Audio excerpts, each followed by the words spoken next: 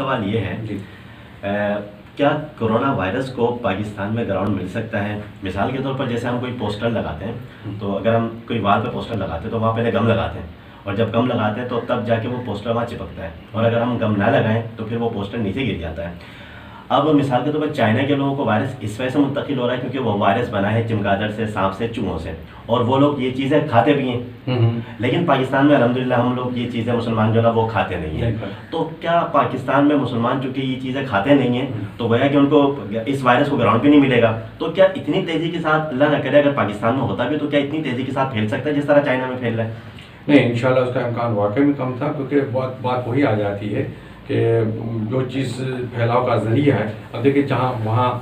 پر ان چیزوں کا رواج تھا کھانے کا، اس مارکیٹ کو انہوں نے بلاک کر دیا، جی بالکل بند کر دیا، اور جو چیز اندر تھی وہ بالکل ختم کر دیا اور تلف کر دی۔ اس وجہ سے انہوں نے بھی اس پہ ایکشن لیے، اور میرے خیال میں ان کے لیے اب بڑی تنبیہ بھی ہو جائے گی انشاءاللہ، اور آئندہ کے لیے بھی وہ ان چیزوں سے حت الامکان بچیں گے میرے خیال میں۔ تو اس وجہ سے پھر یہ چیزیں تو الحمدللہ وہی بات ہے کہ الحمدللہ وہ ذریعے تو ہمارے پاس نہیں ہیں جو وہاں ذریعے ان کے پاس تھے، اور اس میں بھی ہر قسم کی چیز، اور ہر قسم کی چیز بھی کچی وہ تو یہ کھاتے تھے۔ مثال کے طور پہ یہ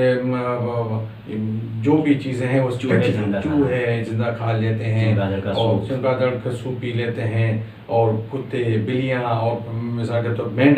مینڈک کو ایسے زندہ مینڈک کو ایسے 2 ٹکڑے کر کے چبا کے کھا لیتے ہیں۔ بتا ایسی حالت ہے، زندہ خون اس کا بہہ رہا ہے۔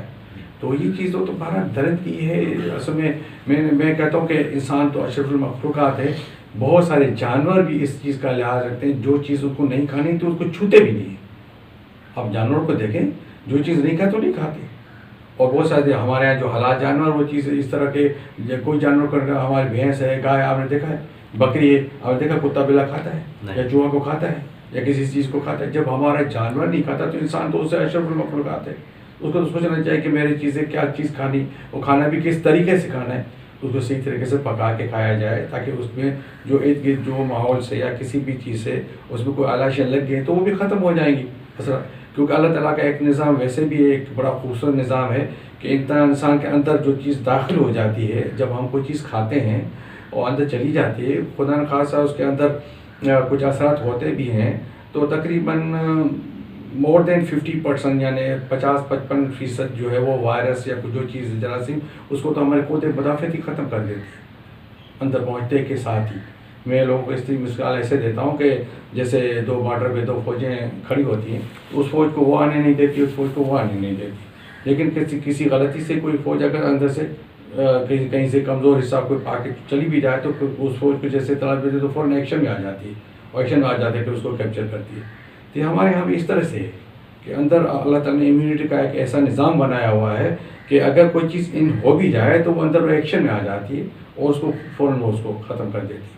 تو یہ چیزیں اب یہ ہے کہ اس کے عوامل جو ہوتے ہیں ہم اس کا آگاہ کیا جائے کہ اب اس کی صفائی ستھرائی رکھیں، ہاتھوں کو ہم دھوئیں اچھی طرح سے، کلی ہم اچھی طرح سے کریں، کھانا کھانے کے بعد ہاتھ اچھی طرح سے دھوئیں، کھانا کھانے سے پہلے ہاتھ اچھی سے دھوئیں، کھانا کھانے سے پہلے ہاتھ دھو کے پھر آپ کسی استعمال شدہ تولی سے صاف نہ کریں، بلکہ ایسے جھاڑ کے آپ اس کو کھانے میں بیٹھ جائیں، کھانا کھانے کے بعد اس کو صاف کریں۔